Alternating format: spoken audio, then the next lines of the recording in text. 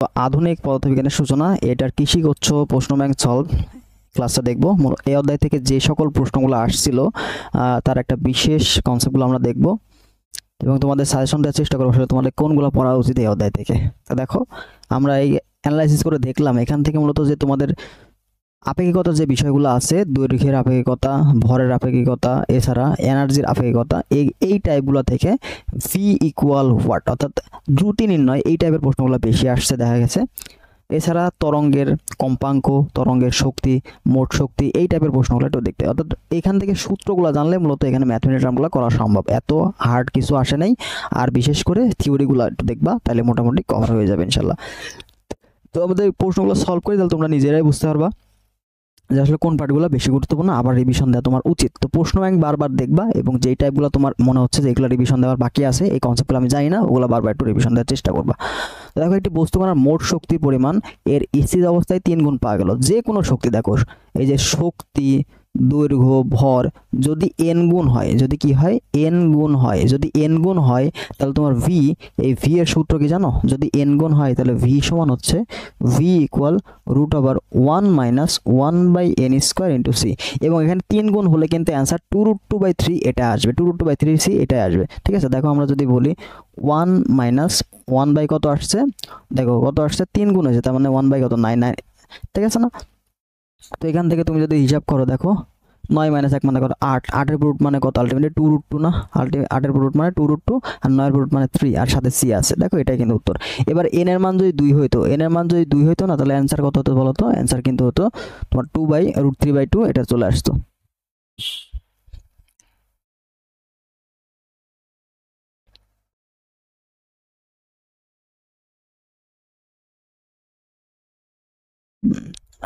তো n এর মান যদি 2 হয়, যদি তোমাকে বলতো যে দ্বিগুণ হলো, কোনো কিছু দ্বিগুণ হলো, ভর, দৈর্ঘ্য অথবা হচ্ছে শক্তি দ্বিগুণ হলো, তাহলে দ্রুতি কত, তাহলে কিন্তু তোমার অ্যান্সার হয়ে যেত হচ্ছে √3/2 ইন্টু c। তো এগুলা মানে করতে করতে মুখস্থ হয়ে যাবে। তো শর্টকাটটা অবশ্যই মনে রাখবা। শর্টকাটটা কি, যদি যদি দেখো এনার্জি, তারপর হচ্ছে তোমার দৈর্ঘ্য, তারপর হচ্ছে ভর, যদি বা এখানে সময়টাও, ঠিক আছে, যদি n গুণ হয়, যদি n গুণ হয় তাহলে যে দ্রুতি, তোমাকে দ্রুতি বের করতে বললে দ্রুতি v, এটা সমান হচ্ছে root over 1 minus 1/n square into c, এটা হচ্ছে উত্তর হবে। ঠিক আছে, ইজিলি করতে পারবা। এরপরের প্রশ্ন যদি আমরা দেখি 2 নাম্বারটা, দেখো একটি ফোটনের তরঙ্গ দৈর্ঘ্য দেওয়া আছে, তাহলে কম্পাঙ্ক কত? তো আলোর ক্ষেত্রে আমাদের ফোটনের যখন হিসাব করব তখন আমরা কি করব, আমরা জানি হচ্ছে c ইকুয়াল, এই যে c ইকুয়াল হচ্ছে তোমার f ল্যামডা, c ইকুয়াল কত হবে f ল্যামডা। তো ফটা হচ্ছে কম্পাঙ্ক, ল্যামডা হচ্ছে তরঙ্গ দৈর্ঘ্য, তোমাকে বের করতে হবে কি কম্পাঙ্ক, তার মানে তুমি f সমান কি লিখবা, f সমান লিখবা হচ্ছে c বাই ল্যামডা। তো আলোর বেগ আমরা সবাই জানি 3 × 10⁸, আর এখানে কত দেখো তো 3000 অ্যাংস্ট্রম, অ্যাংস্ট্রম মানে কত 10⁻10, আর সাথে 3000 3 গুণ হবে, যোগ হবে, তাহলে পাওয়ার 3 যদি যোগ হয় তাহলে আলটিমেটলি কত হচ্ছে 10⁻7, তার মানে 3 × দেখো 3 × 10⁻, কত হচ্ছে 7। এবার তুমি যদি এটা কাটো তাহলে কত থাকে 1 থাকে, এবার 10⁻7 কি উপরে চলে যাবে না, তাহলে 8 এর সাথে 7 যোগ করলে হবে 15, তার মানে অ্যান্সার কত হবে 1 × 10⁻15, এবং এটাই কিন্তু উত্তর। দেখো 10⁻15 হচ্ছে হার্টস, এটা হচ্ছে উত্তর। তো ইজিলি এই টাইপের প্রশ্নগুলো না, যে তুমি পাওয়ারগুলো যা সমতা করবা তাহলে কিন্তু অ্যান্সারটা পেয়ে যাবা আসলে। 3 নম্বর, একটি নির্দিষ্ট বছরে কোনো একটি দেশে মোট 7.5 × 10⁻11 কিলোওয়াট বৈদ্যুতিক শক্তি উৎপন্ন হয়, কতটুকু ভর শক্তিতে রূপান্তরিত হবে, কতটুকু ভর শক্তি রূপান্তরিত হবে, মানে ভরটা বের করতে হবে। তোমাকে এনার্জি দেওয়া আছে, কতটুকু দেওয়া আছে, বৈদ্যুতিক শক্তি উৎপন্ন হয়। তো আমরা ই সমান কি জানি, ই সমান জানি হচ্ছে কোনো বস্তুকে টোটাল শক্তিতে কনভার্ট করলে শক্তি সূত্র হচ্ছে ই ইকুয়াল mc²। তো আমাদের ইটা হচ্ছে কত, ইটা হচ্ছে এইটা, তাহলে এম এর মান কত বের করতে হবে। তো আমরা ই সমান যদি mc² তাহলে এম সমান কত হবে, ই বাই mc² না। তো ই এর মান তোমাকে দেওয়া আছে, এটা অবশ্যই কিলোওয়াট থেকে যদি এনার্জিতে যাও তাহলে 36 দিয়ে অবশ্যই গুণ করতে হবে। ঠিক আছে, তোমাকে যদি দেখো এখানে কিলোওয়াট আছে না, কিলোওয়াট থেকে যদি জুলে কনভার্ট করতে চাও তাহলে তোমাকে অবশ্যই 3.6 × 10⁶ দিয়ে গুণ এটা কি করতে দিয়ে গুণ করতে হবে, ঠিক আছে, এটা দিয়ে গুণ করতে হবে। তাহলে তুমি এনার্জি জুলে যাবে, আমাদের কি লাগবে, কিসে জুলে লাগবে, ঠিক আছে। তো এটা আমরা বের করব, দেখো তাহলে এখানে দেখো 3 ইনটু, তো বাদ বাকি এগুলো ক্যালকুলেশন করলে মান আসবে। তো আমরা যদি তোমাদের ক্যালকুলেশন দেখাই তাহলে আমাদের সবগুলো পাওয়ারের হিসাব করতে হবে, ঠিক আছে। দেখো 3 ইনটু, তো 3 দিয়ে এগুলোকে কাটবা 36 দিয়ে 3 বারং 36 এর দিকে গুণ টুন করে 3 বারং 36 আবার 7.5 কে গুণ করতে হবে। তো এখানে 30 কেজি আলটিমেটলি পাওয়ারগুলো সব কাটাকাটি চলে যাবে, ঠিক আছে। দেখো এখানে 11 আর 3 যোগ করলে কত হচ্ছে 14 থাকছে, আর এখানে 8 দুগুণে 16, তাহলে উপরে কাটাকাটি থাকলে আর 2 থাকবে পাওয়ার, দেন এগুলো কাটাকাটি করলে মান কিন্তু চলে আসবে, ঠিক আছে। তো এর অ্যান্সার কত হবে 30 কেজি। তো এই টাইপের প্রশ্ন কিন্তু আসবে, এই টাইপের প্রশ্ন কিন্তু আসে। এবার দেখো কৃষ্ণকায়ের একক ক্ষেত্রফল প্রতি সেকেন্ডে যে তাপশক্তি নিশ্চিত, এটা সূত্র অবশ্যই সূত্র মুখস্থ রাখতে হবে যে E সমানুপাতিক T⁴, E সমানুপাতিক T⁴, এখান থেকে কিন্তু প্রশ্ন আসে, মানে সম্পর্ক থেকে প্রশ্ন আসে, ঠিক আছে। যে তাপমাত্রা দ্বিগুণ করলাম তাহলে এনার্জির মানটা কেমন হবে, তখন তোমরা এই টাইপের সূত্র করতে পারবা যে E1 divide by E2 equal কত, T1 by T2 two the পাওয়ার কত হবে 4। এখান থেকে এনার্জির মানগুলো কিন্তু বের করা যায়। দেখো কোনো দেশে উৎপাদিত শক্তির পরিমাণ এত হলে রূপান্তরিত ভরের মান কত, এটাও কিন্তু সেম প্রশ্ন দিয়ে দিছে। তো এখানেও তোমাদের কি বের করতে হবে, E ইকুয়াল কত হবে mc², যেখানে এটার সাথে কি করতে হবে, এটার সাথে তোমাকে 3.6 ইন্টু 10⁶ গুণ করে জুলে কনভার্ট করতে হবে, ঠিক আছে।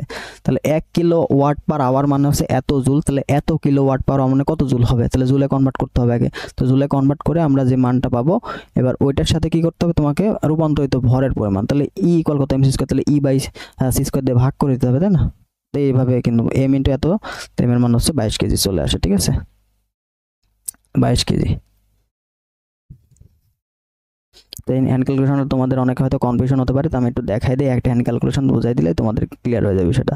তাহলে আমরা এখানে দেখো পাইলাম কত 5.5 ইন্টু 10⁻11 ইন্টু 3.6 ইন্টু 10⁻6, ঠিক আছে না, ডিভাইড বাই দেখো এখানে কত আসছে, এখানে তো 3/2, তার মানে 9 গুণন হচ্ছে আমাদের 10⁻16, ঠিক আছে, 10⁻16। আচ্ছা সমস্যা নাই।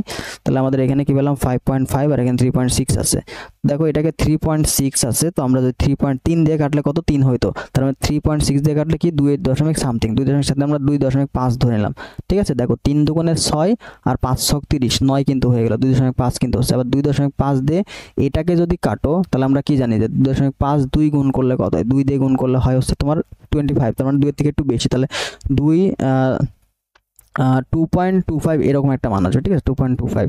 তাহলে এখানে থাকলো কত 16, আর এখানে দেখো 11 আর 10 6 যোগ করলে কত 17, তার মানে 17, দেখো 2.25 গুণন হচ্ছে 10⁻17, আর নিচে কি ছিল 16, তাহলে উপরে চলে গেলে কি বিয়োগ হয়ে যাবে, তাই না, বিয়োগ -16, তার মানে দেখো এখানে 2.25 গুণন হচ্ছে 10, তার মানে এখানে কি 22.5। তো বয়স অবশ্যই কি পূর্ণ সংখ্যা হবে, তাহলে এই জন্য পূর্ণ সংখ্যা কি লিখতে পারি 22 বছর, 22 কেজি। এখানে পূর্ণ সংখ্যা আসলে 22 কেজি দেওয়া আছে, 22 সামথিং অপশন নাই, তো 22 কেজি দেওয়া আছে, তো এটাই হচ্ছে উত্তর, ঠিক আছে।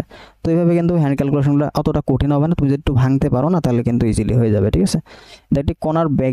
একটি কণার বেগ কত হলে এর ভর দ্বিগুণ হবে, এর ভর দ্বিগুণ হবে। দেখো ভর দ্বিগুণ, তাহলে আমরা v সমান কত হবে √1/(1/n² ইনটু c, তাহলে এখানে ভ্যালুটা কিন্তু আমাদের চলে আসে, আমরা সবাই জানি দ্বিগুণ হলে কি √2/c হবে। তো √2/c এটা কিন্তু প্রশ্নের উত্তর, এবং এটা মনে রাখবা n = 2 হলে আমাদের v সমান কত হবে √3/2 ইনটু c, এবং n = যদি 3 হয় তাহলে আমাদের v হবে কত 2√3/3 ইনটু c, ঠিক আছে।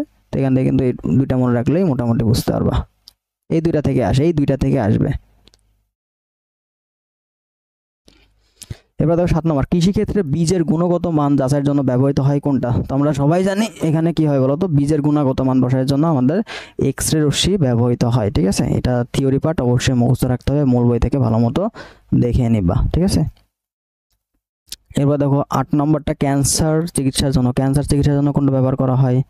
ক্যান্সার চিকিৎসার জন্য আমরা জানি কি রেডিও আইসোটোপ ব্যবহার করা হয়। আইসোটোপ যেগুলো আছে সেগুলো কি ক্যান্সার রোগের জন্য ব্যবহার করা হয়, তাই না। যেমন এগুলো একটু উদাহরণগুলো দেখে নিবা, ঠিক আছে, উদাহরণগুলো বই থেকে দেখে নিবা।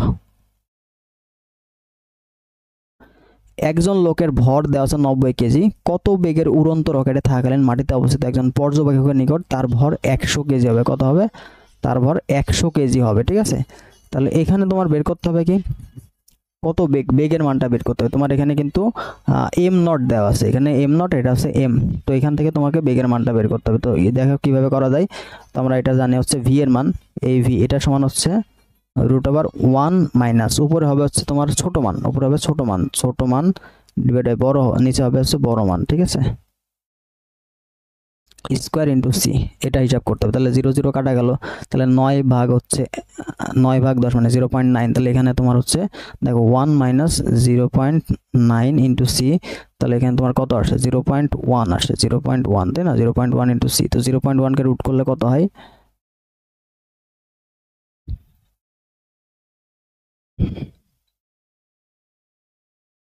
0.1 কে তুমি রুট করলে আবার পাবা হচ্ছে 0.3, এখানে পাবা হচ্ছে 0.3 ইন্টু সি, তো এইটাই কিন্তু আলটিমেটলি উত্তর হবে। তাহলে 0.3 গুণন 3 ইন্টু 10 টু দি পাওয়ার 8, ঠিক আছে, তাহলে এখানটা পাওয়ার কমে যাবে, 3 3 কে 9, এখানে অ্যান্সার কত দেওয়া আছে, অ্যান্সার আছে ডি। আচ্ছা এখানে মানটা আর একটু বাড়বে, ঠিক আছে, আচ্ছা দেখি এটার সাথে যদি আমরা 3 গুণ করে দিই, হ্যাঁ অ্যান্সারটা তো এরকম হবে।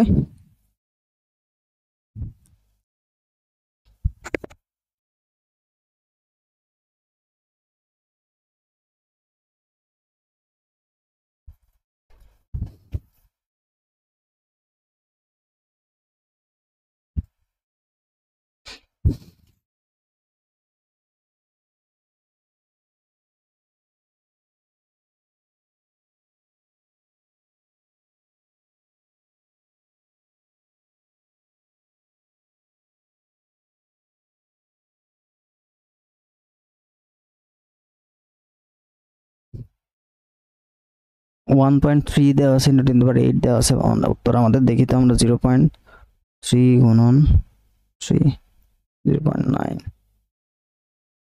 একটু বেশি মান আসবে। আচ্ছা নিয়ম এটাই, ঠিক আছে, নিয়ম এটাই হবে। তো আমরা যদি আরেকবার দেখি করি,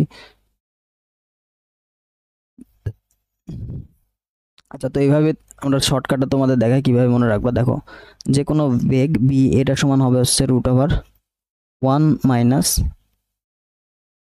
স্মল ভ্যালু ডিভাইড বাই হচ্ছে লার্জ ভ্যালু, ঠিক আছে, বড় যে মানটা আছে এটা, তারপরে স্কোয়ার, অথবা দুইটার পরে স্কোয়ার করে করতে পারো, দুইটার পর স্কোয়ার মানে এটা মানে স্কোয়ার একই জিনিস, এবং সবার শেষে সিটা গুণ হবে, ঠিক আছে।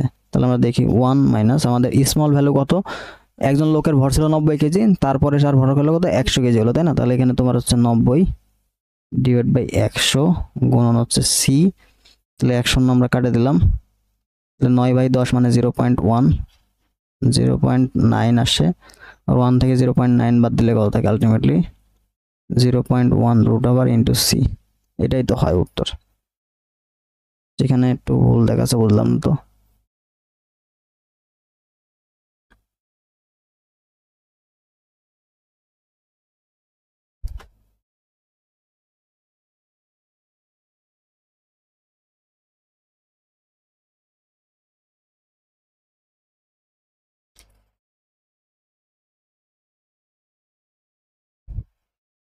সেটার অ্যান্সার এইভাবে হবে, বুঝছো, এটার অ্যান্সার এরকম হবে 0.1।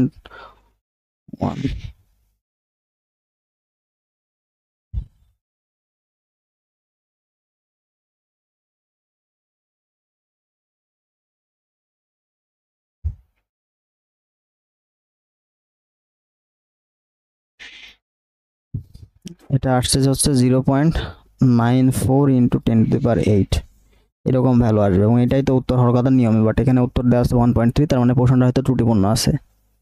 মাটিতে অবস্থিত একজন পর্যবেক্ষণ তার ভর এত কেজি হবে। আচ্ছা মাইকেলসন মর্নি ইথার সম্পর্কিত সমস্যার সমাধান করেন কে, এটা বইয়ের থিওরি প্রশ্ন, সেটা হচ্ছে আইনস্টাইন।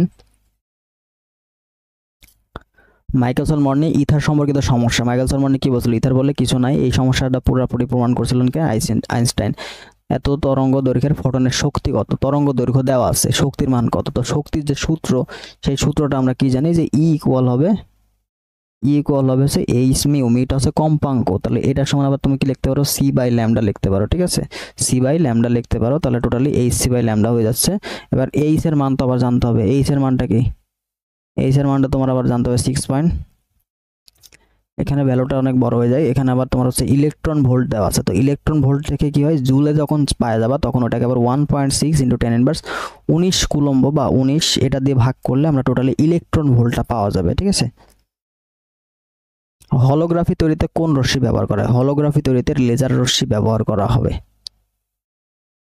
এটা ধাতব পদার্থের সূচন কম্পাঙ্ক দেওয়া আছে 1.07 ইলেকট্রন ভোল্ট। দেখো ইলেকট্রন ভোল্ট দেওয়া আছে, এটাকে আমরা যদি জুলে নিয়ে যাই তাহলে কি আবার কি করবো 1.6 × 10⁻19 দিয়ে গুণ করে নিব আগে। সূচন কম্পাঙ্কের সূত্র, তো সূচন কম্পাঙ্কের সূত্র ই নট এটা সমান লেখা যায় Hf0। তো তোমাকে শক্তি দেওয়া আছে সূচন শক্তি, তাহলে সূচন কম্পাঙ্ক F0 বের করতে হবে। তাহলে F0 সমান কি হবে আমাদের হচ্ছে E0 divide by H0 equal হবে F0। আমাদের 1.07 গুণন হচ্ছে 1.6 × 10⁻19 ডিভাইড বাই নিচে হবে হাইজেনবার্গের ধ্রুবক 6.63 গুণন 10⁻34। তো আগে পাওয়ারের হিসাবগুলো করে নিবা, পাওয়ার হিসাবগুলো করে নিলে হবে। দেখো এখানে আছে 19 আর নিচে আছে কত 34, তাহলে উপরে গেলে কি যোগফল হয়ে যাবে, তাহলে আমরা জানি কি 15 যোগ করলে 34 হয়। আচ্ছা তাহলে এখানে আছে 6 আর এখানে আছে 1.6, এখানে আছে 1 বা আমরা 1.5 ধরতে পারি। তো 1.5 কে আমরা 6 দিয়ে ভাগ করলে কত থাকে, আমরা জানি কত এখানে 4 হয়, তাই না? 4 হয়, তাহলে 4 থাকলে উপরে থাকলে দেখো 1, তাহলে আমরা 10 ধরতে পারি। 10 ধরে 4 দুগুণে 8, তাহলে 2.5 এরকম একটা মান আসছে 2.5 আর উপরে আছে কত 10 টু দি পাওয়ার হচ্ছে 15। হ্যাঁ 10 টু দি পাওয়ার 15, তো এখান থেকে কাটাকাটি হবে, তো কাটাকাটি করলে 2.58। আমরা যেহেতু অলরেডি এখানে 10 নিয়েছিলাম এই জন্য এখান থেকে 1 কম ছিল, পরে আবার দশমিকের জন্য 2.58 10 টু দি পাওয়ার 4 হয়ে যাবে। সেভাবে কাটাকাটি করতে হবে।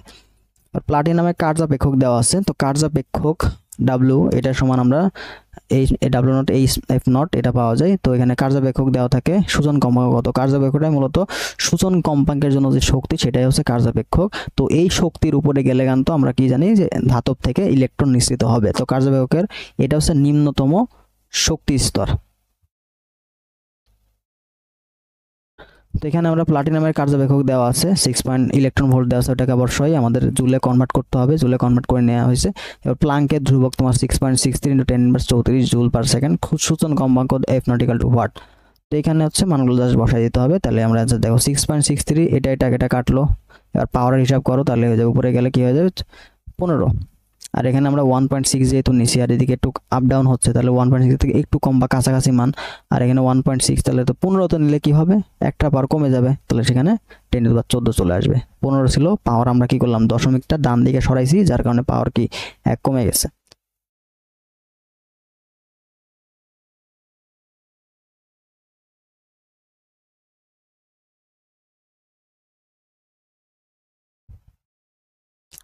একটি বস্তু নিশ্চল ভর এবং চলমান ভরের মধ্যে সম্পর্ক, তো একটা দেখো সূত্র থেকে কিন্তু প্রশ্ন আসে। তো চলমান ভর এবং নিশ্চল ভরের সম্পর্ক m = m0 √, m0টা সবসময় উপরে থাকবে, m0 নিচে থাকবে √1 - v²/c², এবং এটা হচ্ছে ডিরেক্ট আমাদের উত্তর অ্যান্সার। তার আমরা l সমান কি জানি, l সমান হচ্ছে l0 ডিভাইডেড √1 - v²/c², এবং t এর সূত্র কি, t সমান হচ্ছে t0 ডিভাইডেড √1 - v²/c²। তো আপেক্ষিকতার সূত্রগুলো অবশ্যই জানতে হবে।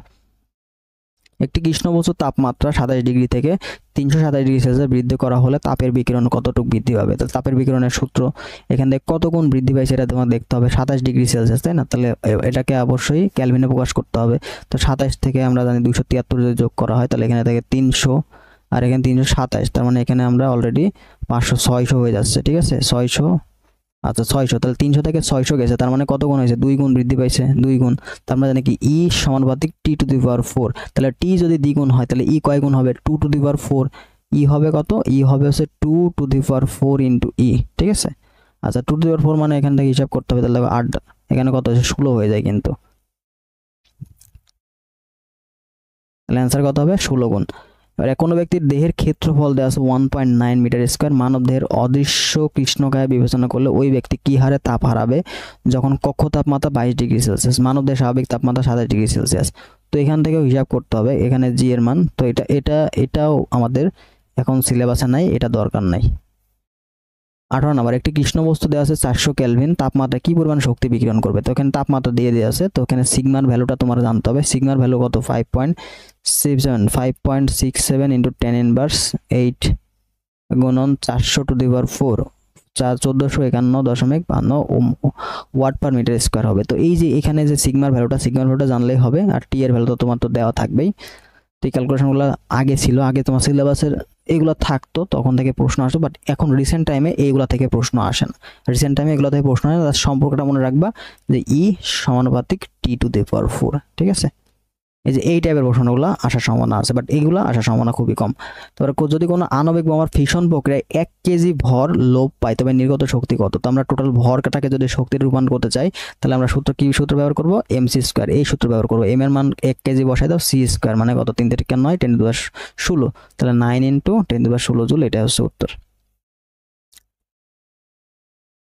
এরপরে যদি আমরা 20 নাম্বারটা দেখি, দেখো একজন মহাশূন্যচারী 25 বছর বয়সে 1.8 10⁸ মিটার পার সেকেন্ড বেগে গতিশীল একটি মহাশূন্যচারে চলে মহাকাশে ভ্রমণে গেলেন। পৃথিবীর হিসেবে তিনি 30 বছর মহাকাশে কাটিয়ে পৃথিবীতে ফিরেন। তার বয়স কত হবে? তার বয়স কত?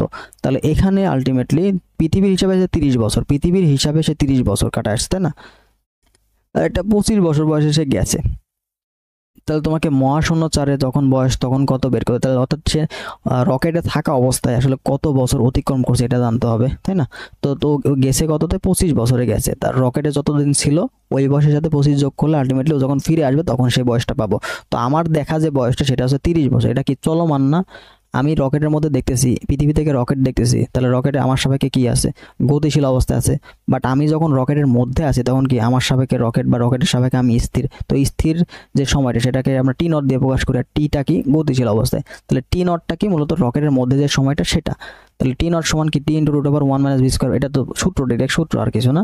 তো এখানে ভ্যালুগুলো বসাতে হবে। যেহেতু আমাদের v এর মান দেওয়া আছে 1.8, c দেওয়া আছে এখানে, তো এখানে আমরা জানি কি 3 × 6 = 18 হয়, তাই না? তাহলে আবার 3 × 6 = 18, তাহলে এখানে 0.6 আলটিমেটলি হবে, ঠিক আছে। 0.6 হবে, তো 1 - 0.6 মানে হচ্ছে 0.240, আর এখানে তোমার 30 আছে না, তাহলে এখানে 3 × 8 = 24, এরকম একটা মান চলে আসবে। এখানে তোমার 0.8 আসবে, 0.8 আসবে।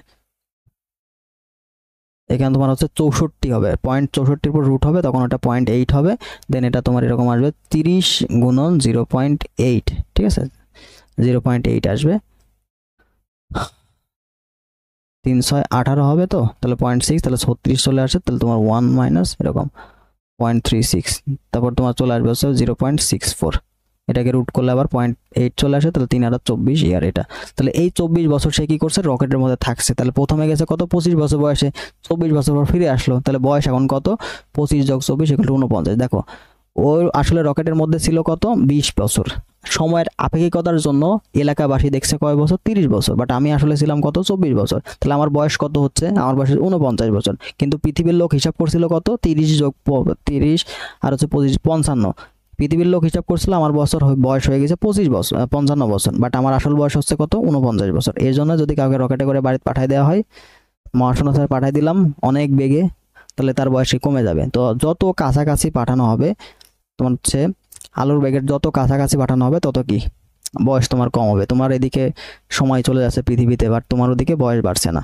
সময়ের আপেক্ষিকতার কারণে তুমি অনেক ফাস্ট চলতেছো না, ধীরে ধীরে চলতেছো। এরকম পৃথিবীর লোকের তুলনায় ধীরে ধীরে চলতেছো। এরকম হতে পারে, দেখবে যে তোমার বাচ্চা কাচ্চা রেখে গেছো, মহাকাশে চলে গেছো, আসে দেখবে যে তারা বুড়া হয়ে গেছে, তুমি এখনো ইয়াং আছো। এরকম ঘটনাও কিন্তু ঘটতে পারে। আবার টাইম ট্রাভেলও কিন্তু সম্ভব, যদি তুমি আলোর বেগের থেকে বেশি বেগে যদি কোনো কিছু মহাশূন্যযান নিয়ে যদি ভ্রমণ করতে পারো। বাট এরকম কিন্তু আসলে সম্ভব না। আলোর বেগের থেকে বেশি দ্রুত যাবে এরকম কোনো যান এখনো তৈরি করা সম্ভব হয়নি। 35 বছর বয়সে একজন নভোচারী নভোযানে করে এত মিটার বেগে গ্যালাক্সি পরিভ্রমণ করে পৃথিবীর ক্যালেন্ডার মাফিক সে 50 বছর পর ফিরে আসেন। নভোচারী বর্তমান বয়স, সেম টাইপের প্রশ্ন। তাহলে আমরা আবার কি t0 বের করবো এখান থেকে। দেখো 2.4 আছে 3, তাহলে 3 দিয়ে আমরা কি এটাকে 24 ধরে নেব, ঠিক আছে। 24 আর নিচে 3 × 10 এটা ধরে নেব। তাহলে 3 × 8 কত? 24, 8/10 মানে 0.8, আর 0.8 পরিষ্কার মানে কত? 0.64, আর 1 থেকে 0.6 বাদ দিলে কত থাকে? 0.36। তারপরে রুট মানে কত? আলটিমেটলি 0.6। তাহলে 0.6 গুণন হচ্ছে তোমার 50, তার 500 কত? 30 না? এই যে 30 ইয়ার্স। 30 ইয়ার্সে রকেটের মধ্যে ছিল। এবার হচ্ছে গেছিল কয় বছর বয়সে? 35 বছর বয়সে সে নভোচারে যাত্রা শুরু করছে। দেন 30 + 35 কত হচ্ছে? 65 বছর। কিন্তু হওয়ার কথা ছিল কত? দেখো 50 যোগ 35 85 বছর হওয়ার কথা ছিল, বাট তার হচ্ছে কত? আলটিমেটলি 65 বছর। মানে সে 20 বছর কমায় আসতে পারছে, 20 বছরের এখনো ইয়াং আছে। দেখো 100 মেগা ইলেকট্রন, মেগা মানে কি 10⁶, মেগা মানে কি 10⁶, তার মানে এটা আলটিমেটলি কত? 100 × 10⁶ ভোল্ট, ঠিক আছে।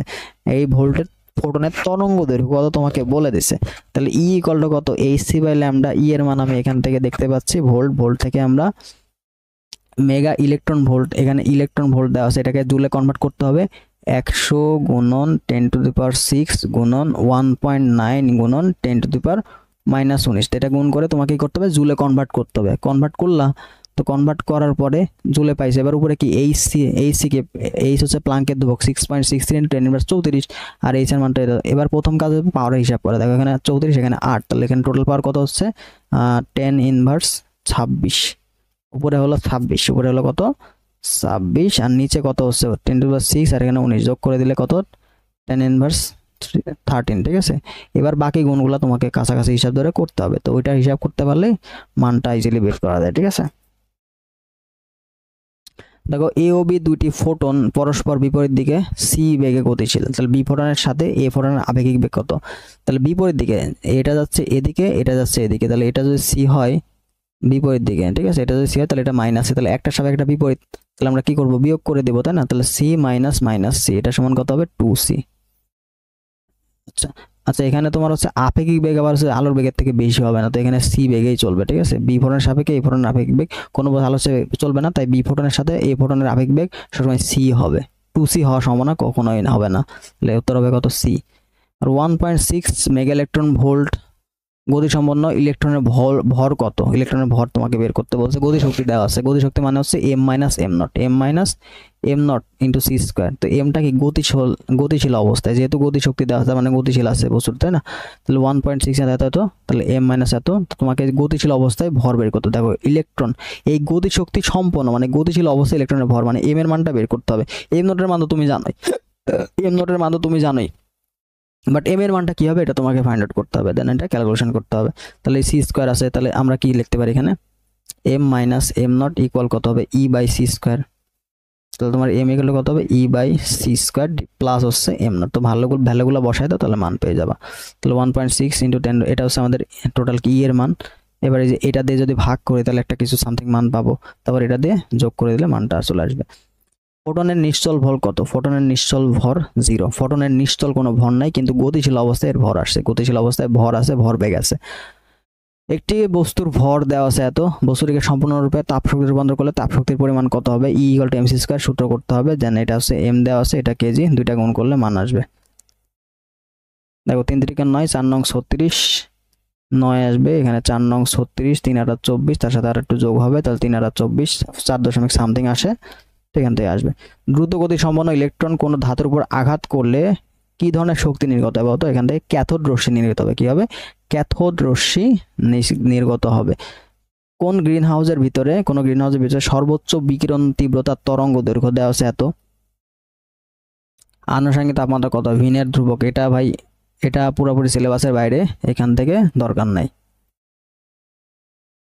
তো এইগুলাই ছিল মূলত আমাদের আধুনিক পদার্থবিজ্ঞানের মূল প্রশ্নগুলা। তো এখান থেকে বুঝতে পারলা যে কোন টাইপের প্রশ্নগুলো বেশি আসছে। তো আমরা দেখলাম এখান থেকে আপেক্ষিকতার যে সূত্রগুলো সেখান থেকে প্রশ্নগুলো বেশি আসে, বিশেষ করে এনার্জি বের করা, দ্রুতি বের করা, এছাড়া যে ভরের সময় বের করা, এত বছর ফিরে আসে তার বর্তমান বয়স কত, এই টাইপের প্রশ্নগুলো দেখলে মোটামুটি এখানে কমন পাবে। মেইনলি সূত্রগুলো যদি তুমি জানো, ফর্মুলাগুলো যদি তুমি ভালো মতো জানো এই অধ্যায়ের, তাহলেই তুমি এই অধ্যায় থেকে প্রশ্নগুলো ইজিলি করতে পারবা, ঠিক আছে। আর যে বেগ বের করার যে সূত্রটা শর্টকাট দুইটা দেখালাম, ওই দুইটা জানলেই হবে। তো এই ছিল মূলত আমাদের আধুনিক পদার্থবিজ্ঞানের সূচনার প্রশ্ন। তো ঠিক আছে, ভালো থাকো সবাই, পরবর্তী ক্লাসে আবার দেখা হবে।